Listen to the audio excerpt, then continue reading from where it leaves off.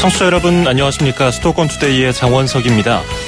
가정의 달을 맞아서 우리 주위에 인권을 침해당하는 이들이 없는지 짚어보고 있는데요. 지난주에는 아동 인권에 대해서 다뤘죠. 오늘은 어버이날을 맞아서 성년 후견인 제도에 대해 이야기를 나눠보려고 합니다. 이 제도의 문제점은 없는지, 고칠 점은 무엇인지 잠시 투데이 포커스에서 제철웅 한양대학교 법학전문대학원 교수와 함께 이야기해보겠습니다.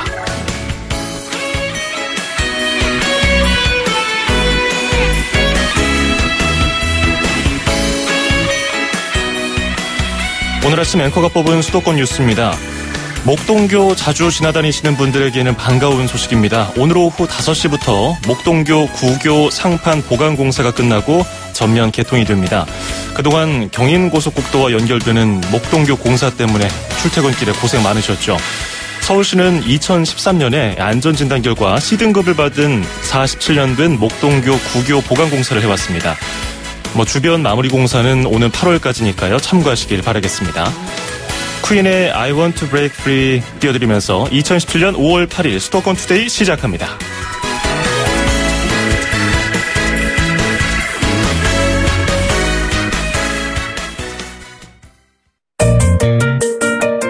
음악과 수도권 뉴스가 한방에 수도권 전문 방송 수도권 투데이.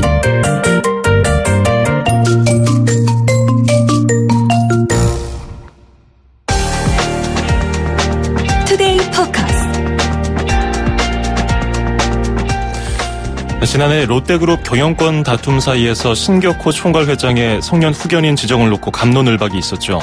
신 회장이 롯데그룹을 대표할 수 있을 만큼 심신이 건강한지가 쟁점이었습니다. 성년 후견인제도 이처럼 대기업의 주도권 싸움에서만 나타나는 것이 아니고 우리 일상생활에서도 많은 이들이 적용을 받고 있습니다. 긍정적인 면도 있는데 문제도 있습니다. 이와 관련해서 한양대 법학전문대학원 제철웅 교수와 자세한 이야기 나눠보겠습니다. 자, 교수님 안녕하세요. 네, 안녕하세요. 예, 반갑습니다. 일단은 성년 후견인 제도가 이제 지난해 이제 롯데그룹 다툼에서 많은 분들이 알게 됐는데 아직 모르는 분들을 위해서 설명 부탁드리겠습니다. 네. 간단하게 말씀드리면은 우리가 이제 현대 사회를 살아가려면은 다른 사람들이 만든 물건이나 서비스를 구입하거나 또는 국가의 사회보장에 의존해서 생활하게 되는데요. 예. 그걸 하기 위해서 가장 중요한 부분이 스스로 계약을 체결하거나 사회보장급여를 신청하는 것과 같은 의사결정이 필요합니다. 근데 어른이 되면, 성인이 되고 나면은 의사결정을 스스로 해야 되고, 부모라고 하더라도, 배우자라고 하더라도 성인의 의사결정을 대신해서 할 수가 없습니다.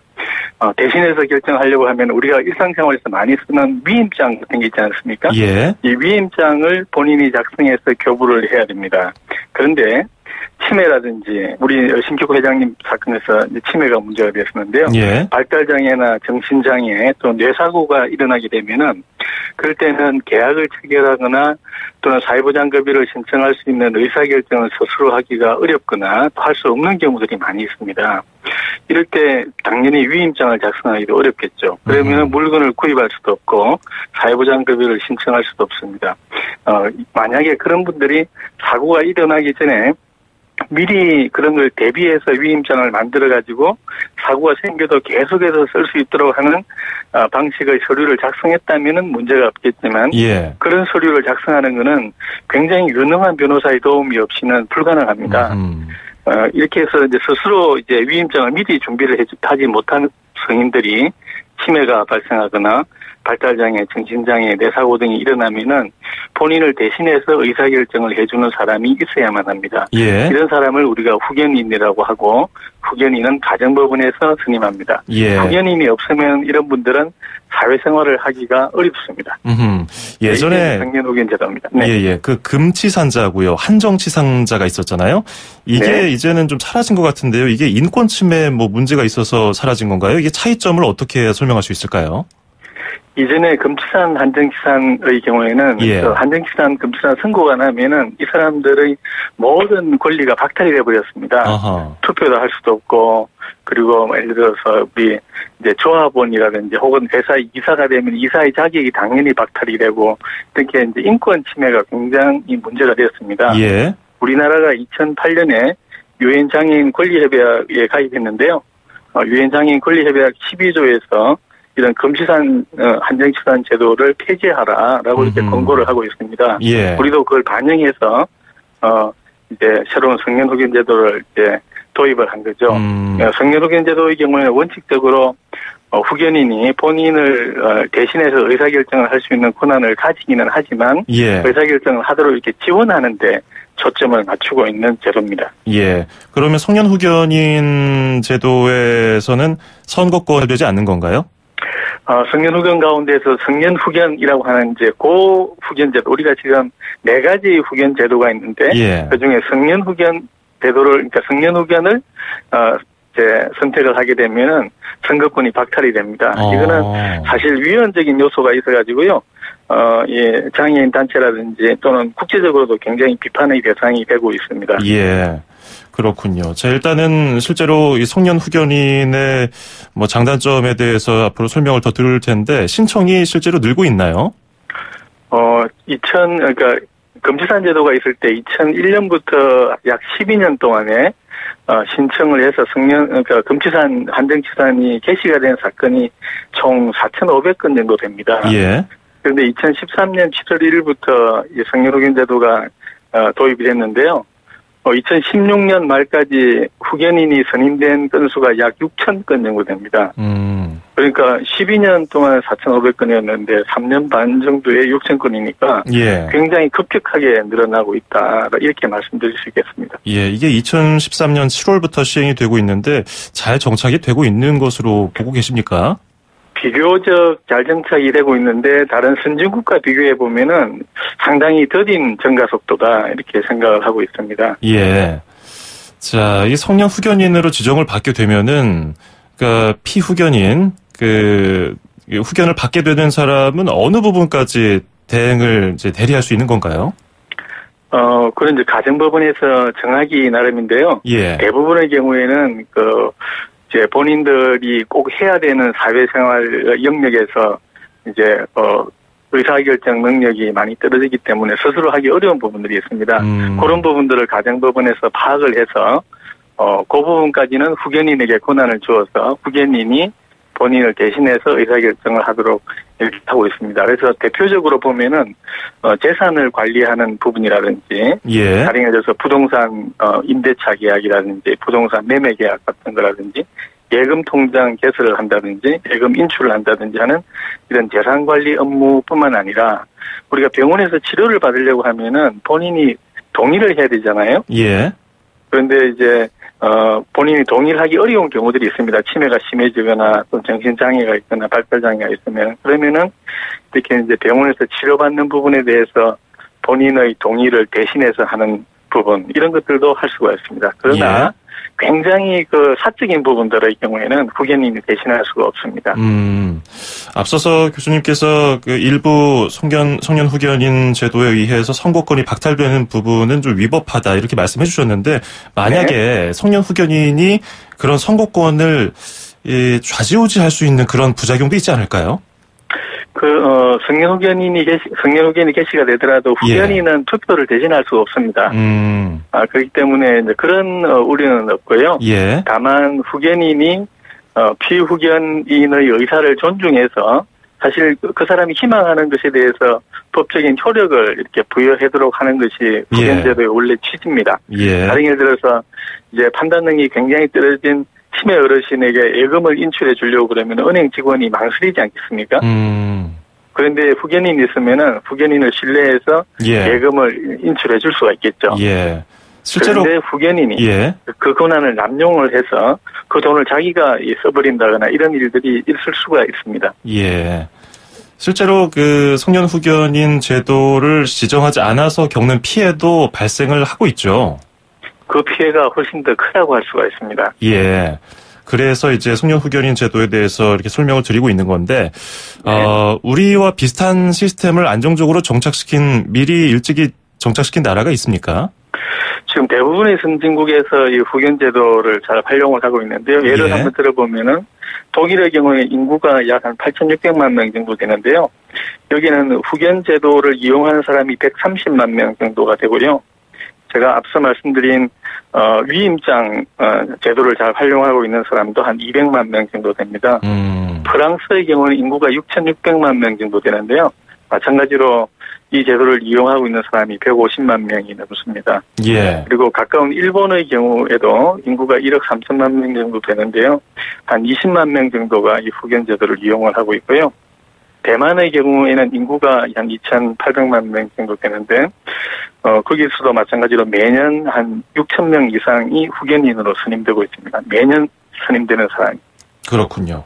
네. 앞서 교수님도 언급을 해주셨는데 성년 후견인 제도를 악용하는 사례에 대해서 이 후견인이 재산을 빼앗거나 학대를 하더라도 사실적으로 처벌하기가 어렵다는 문제점이 있다고 하던데 이건 어떤가요?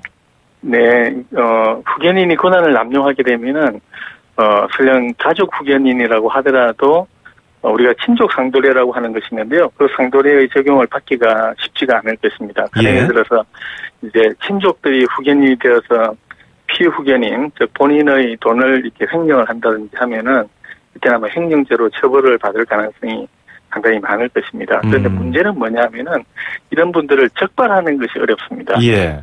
왜냐하면 후견인에 대한 감독을 지금 현재는 가정법원에서 하고 있는데 잘 아시다시피 법원은 판결을 하는 기관이지 않습니까? 예. 근데 이런 것을 일상적으로 감독하는 기관이 아니기 때문에 아무래도 후견인의 권한 남용을 적발하는 것이 쉽지 않은 과제라 이렇게 말씀드릴 수 있겠습니다. 예, 그러면은 감독기관의 운영상에 한계가 있는 것인데 그러면은 네. 우리가 사회안전망으로서 성년 후견인 제도를 자리 잡게 하기 위해서는 어떤 것들을 보완하면 좋을까요? 가장 중요한 부분들이 후견인을 적절하게 지원하고 또 그분들이 권한을 남용할 수 없도록 또 남용하지 않도록 이렇게 지원하는 행정기관이 필요합니다. 예. 대부분의 선진국에서는 이런 행정기관에서 그러니까 가정법뿐만 아니라 행정기관에서 이 후견인들의 활동들을 지원을 하고 있습니다. 우리는 이제 그런 시스템이 없기 때문에 현재는 가정법원 이 단독으로 홀로 후견 제도를 운영하는 책임을 다 떠안고 있기 때문에 상당히 과중한 부담을 가지고 있다. 이렇게 말씀드릴 수 있겠습니다. 그렇군요. 제도적으로도 그런 보완점을 제대로 구축해 나가야 이제 2013년부터 시작된 성년 후견인 제도가 잘 자리를 잡을 것 같습니다. 오늘 말씀 잘 들었습니다. 고맙습니다. 네, 감사합니다. 네, 지금까지 한양대 법학전문대학원의 제철웅 교수였습니다. 수도권에서 일어나는 모든 소식을 함께합니다. 수도권 투데이. 길에서 보고 듣는 세상, 뉴스에서 접한 궁금한 점들, 운전하면서 겪는 희로애락, 생활 속 이야기를 풀어주세요. 세상 사는 이야기 함께 나눠보는 운수대통, 만사형통, 통통 메시지. 은평구에서 왔어요. 은평구 응암동에서 왔어요. 유성순이에요. 어버이날 우리 계획이요? 계획 그냥 건강하게 잘 놀고 있으면 그게 계획이죠. 옛날에는요 그 어버이날에 막 그냥 부담을 느끼고 그랬는데 지금은 그런 부담들도 없더라고요. 젊은 사람들이 없어요. 자기들 놀러 가기 바쁘고 막 그래요. 어떤 때는 서운하기도 하고 서운하다고 그래야 되나 그럴 때도 있어. 근데 애들이 다 할머니 엄마 데리러 오니까 기다리고 있으려고 그래요.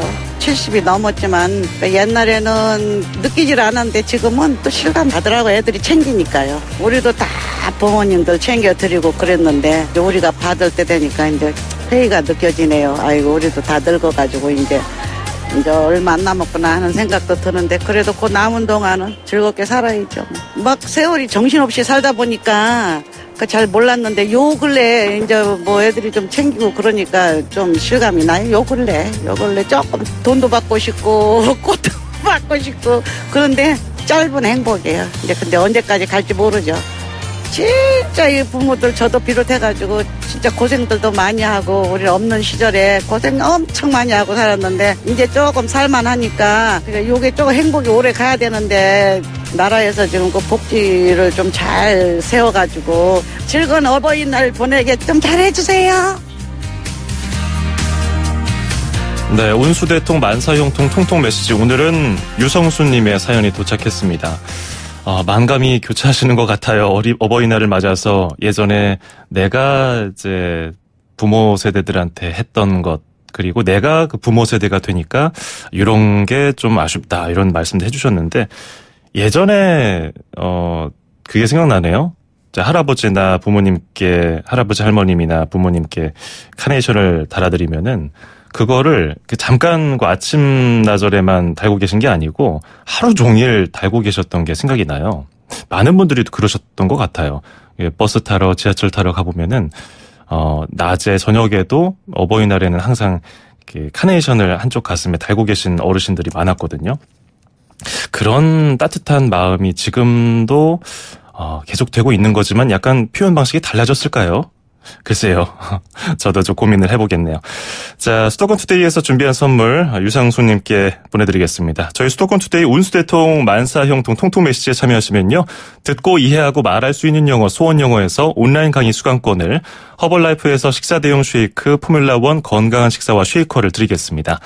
자, 그리고 사우디아라비아의 역사와 문화를 보실 수 있는 국립중앙박물관 특별전 아라비아의 길 관람권도 드리겠습니다.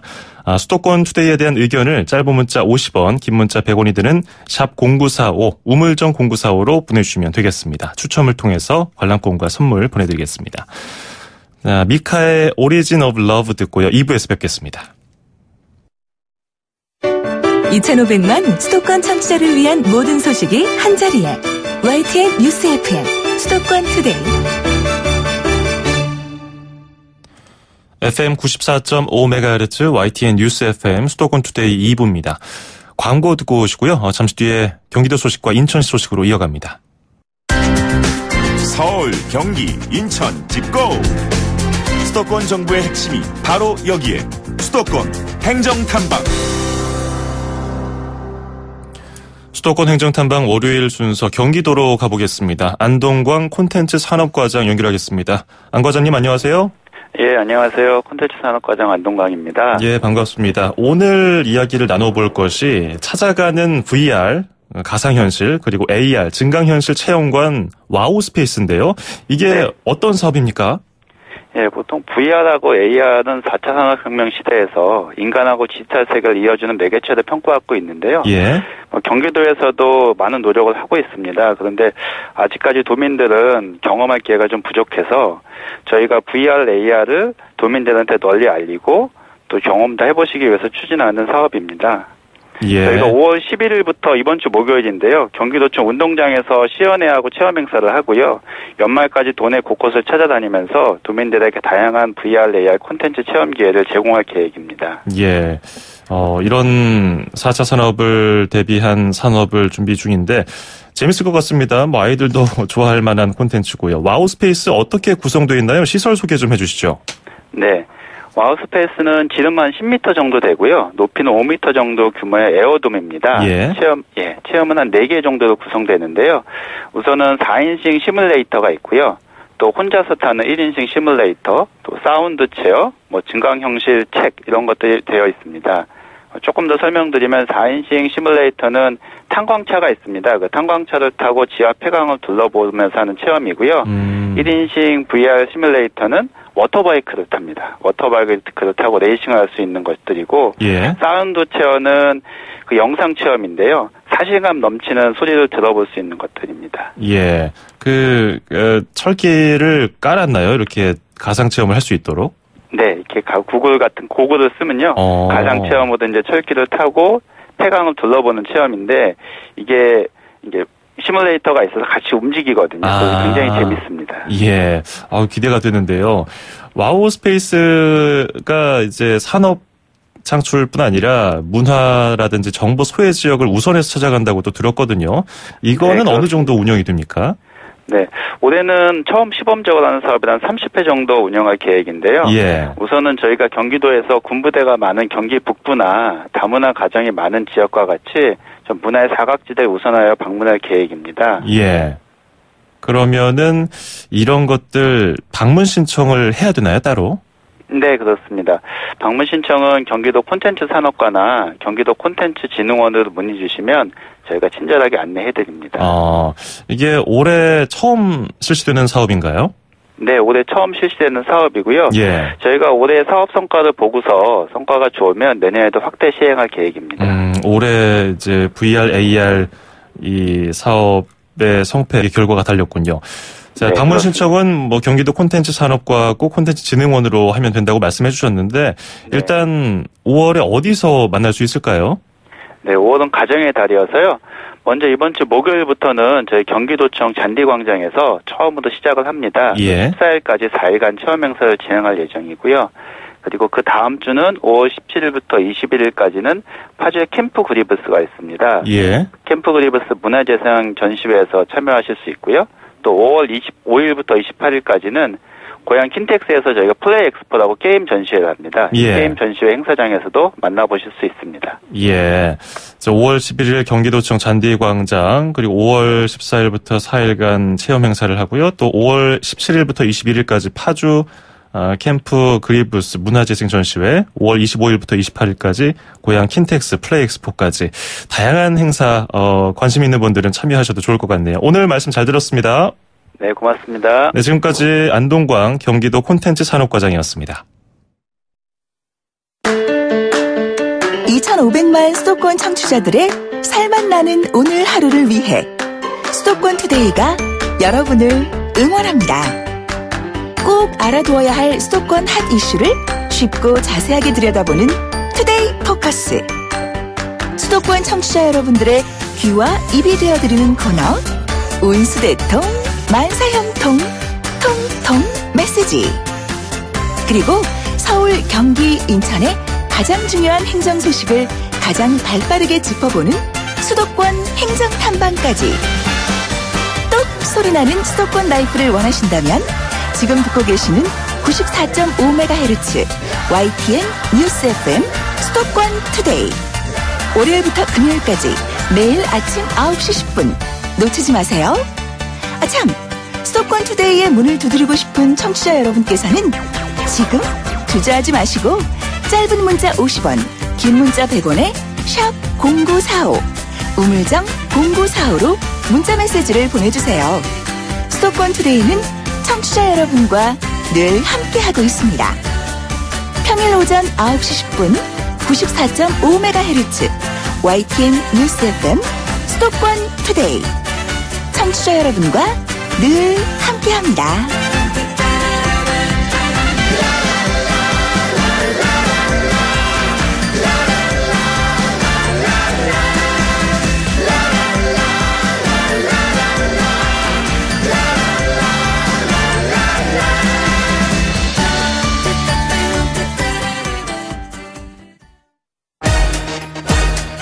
출입처 기자들의 수첩을 살짝.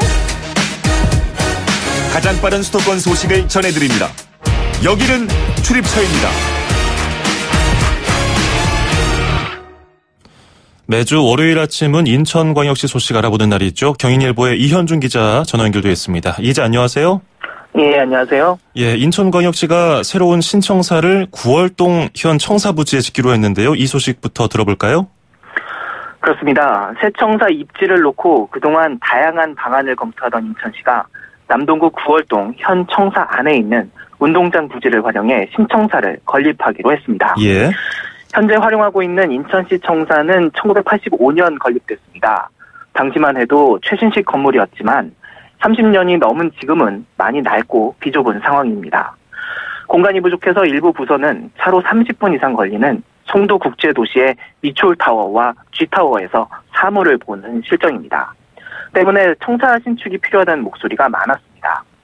9월동 신청사는 지하 1층, 지상 17층, 연면적 46,000제곱미터 규모로 2021년 완공될 것으로 예상됩니다. 사업비는 956억 원이 투입됩니다. 기존 청사에 있는 사무실은 물론 외부에 나가 있는 사무실까지 모두 새 청사에 들어오게 됩니다.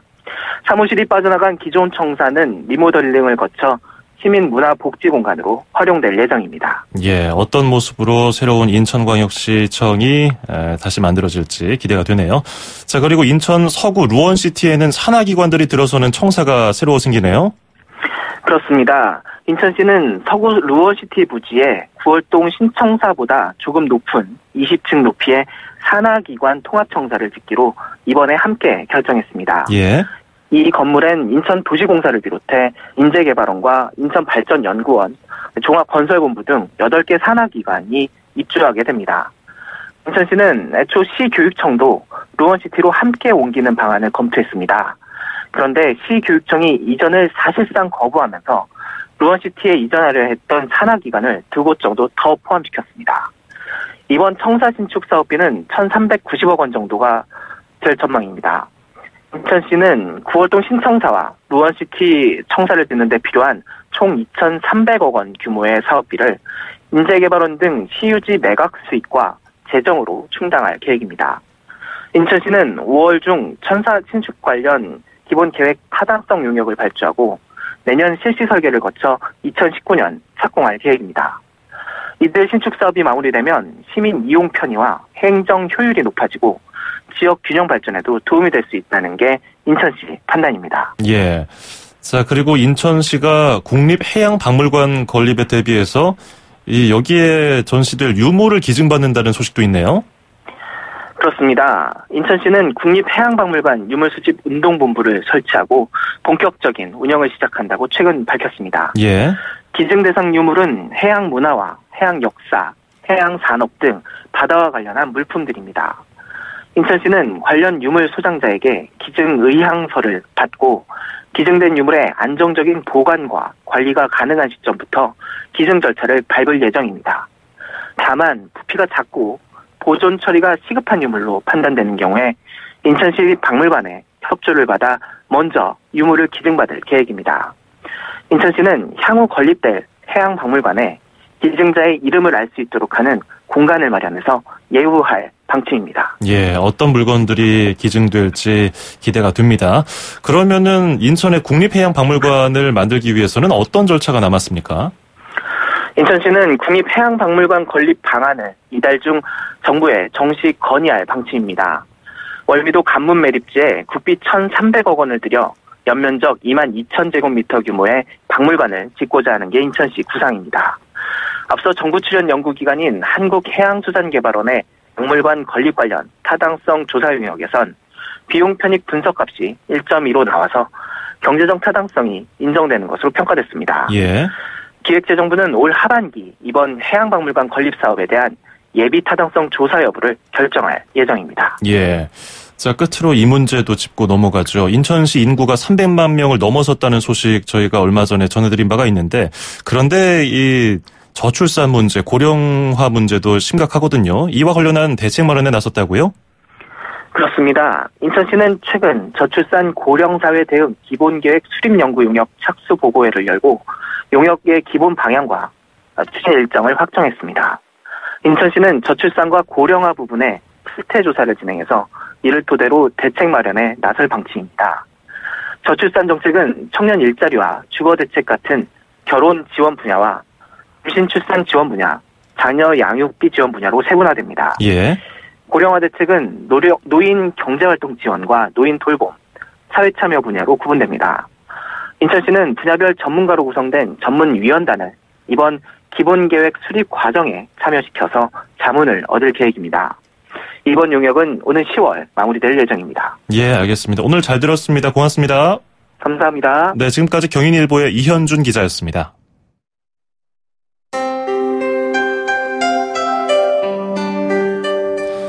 수도권 투데이 오늘 준비한 소식은 여기까지고요. 끝으로 리차드 막스의 Right Here Waiting 띄워드리면서 저는 인사드리겠습니다. 내일은 제19대 대통령 선거가 있는 날입니다. 오전 6시부터 오후 8시까지 꼭 소중한 한 표 행사하시길 부탁드리겠습니다. 저는 내일 모레 아침 9시 10분에 뵙죠. 장원석이었습니다. 고맙습니다. Oceans apart.